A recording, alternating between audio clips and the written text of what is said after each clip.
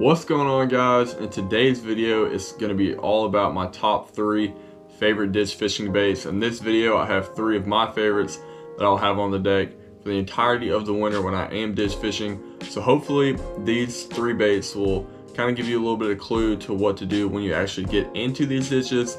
These are baits that are day in day out producers and will really make you more effective when you are ditch fishing. So hopefully a couple of these baits will narrow down your approach and make you a little bit more effective out on the water when you are ditch fishing this winter. So y'all stay tuned. This one's going to be pretty cool. I'm going to throw over some clips of me throwing these baits in this past couple weeks. So hopefully y'all get a visual representation of what I am talking about when I am throwing these baits. Y'all stay tuned.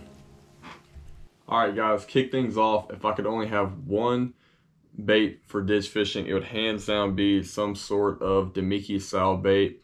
This is a 3/8 ounce greenfish bad little shad head paired up with just a little 3-inch fluke bait. There's a number of different baits you can put on this, but it's really critical to get some form of plastic that really flows natural with this head.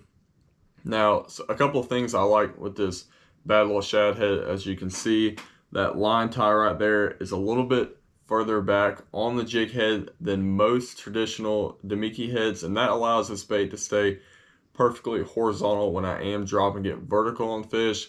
And it's no secret in the past couple years that live scope has really changed the way that we fish, and ditch fishing is no different. So this is a bait I will often throw even 70-100 feet in front of the boat on fish I see suspended in these ditches, and it's become really effective to just hold this bait a couple feet above them and kind of shake the slack in your line.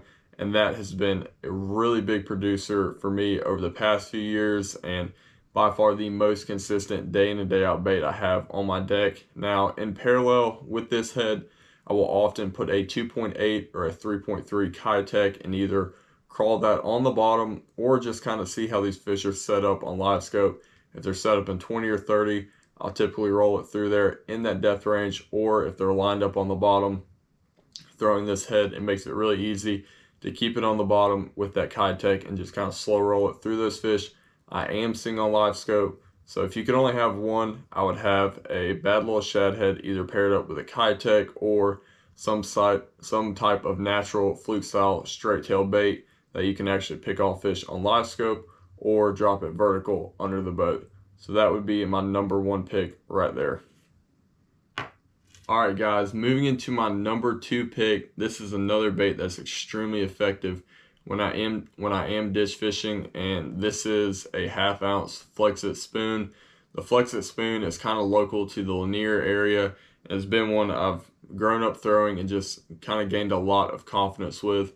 This one right here is actually kind of just a white and chrome shad pattern right there. Like I said, this one's a 1/2 ounce, and this is a bait I'm gonna strictly be targeting fish primarily under the boat with. I will pitch it to some get here and there, but primarily I will be dropping this vertically on fish.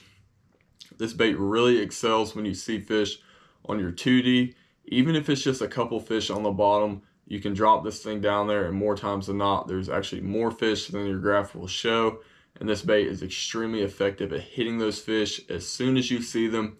It takes almost no time for this bait to get down to the bottom, and it's a really good producer for me day in and day out when I am ditch fishing. Now with the spoon, I will target anywhere from 70 to 80 feet all the way up to 20 feet.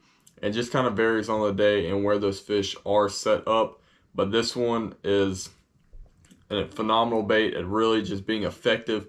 And once you do get those schools fired, you can catch a lot of fish in a hurry on this bait. Now, a couple of the terminal things I do with this, I put owner hyperwire split rings. I believe those are number 3s. I think I could be wrong. But for the hook, I always put a number 4 Gamakatsu G finesse, and it's really critical to have that sharp hook on the back, because often you'll hook these fish on one treble hook, and having that G finesse on there has been a really big key to me to landing a lot of these bites that just short strike it or kind of hit it on the fall. So definitely upgrading your treble hook on the back to that number 4 G finesse is something you're going to want to do. Like I said, this is my number 2 pick, something I will always have on the deck in December, January, This is one you're not going to want to go on the water without in the next couple months. Alright guys, my last and third final pick is going to be a Shaky Head. This one is just a traditional ball head style, not a screw lock. I've kind of moved away from the screw lock in the past couple years. I think you get a lot better hookup on this fish with kind of that just old school ball style head. This one is just kind of a Senko style. You can throw a trick worm. There's pretty much endless opportunities when you are throwing a Shaky Head, but this is a bait I will throw a lot shallower in the ditches and kind of that 25 to 30 zone. When I do see those singles or smaller wolf packs, you can drag it deeper if you want to go up to a 3/16 or a 1/4 ounce. This one happens to be an 1/8 ounce. I really like those light heads in the winter and kind of just giving that natural fall. And a lot of times lighter heads in the winter can get you a lot more bites, but if you are fishing out deeper, I would definitely suggest bumping up to that 3/16 or 1/4 ounce. And this is a really good bait to get a lot of big bites and a lot of bites at the same time. So that Shaky Head, you can pretty much fish any portion of the water column, but it really excels at picking off some of those smaller wolf packs of either singles or 2 to 5 group fish. And that is one I will always have tied on.